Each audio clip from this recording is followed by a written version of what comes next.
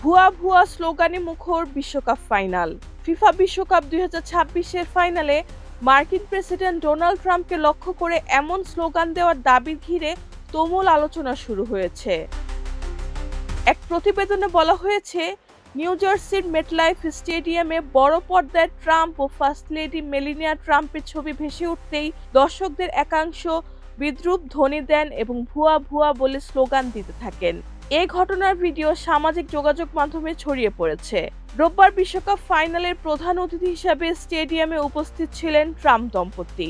Match শুরুর আগে মার্কিন শিল্প জেনিফার হাডসন জাতীয় সঙ্গীত পরিবেশন করেন।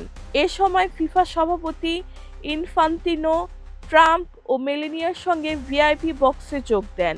এরপর বড় পর্দায় ট্রাম্পকে দেখানোর সময় গ্যালারির একাংশ থেকে বৈরী প্রতিক্রিয়া দেখা যায় বলে আন্তর্জাতিক গণমাধ্যমগুলো জানিয়েছে। জনপ্রিয় স্ট্রিমার আইশো স্পিডের লাইভ স্ট্রিমেও ঘটনার কিছু অংশ ধরা পড়ে।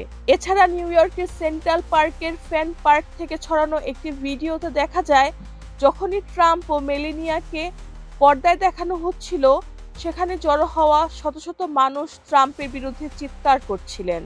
এদিকে ঘটনাটি নিয়ে সামাজিক যোগাযোগ মাধ্যমে চলছে ব্যাপক আলোচনা।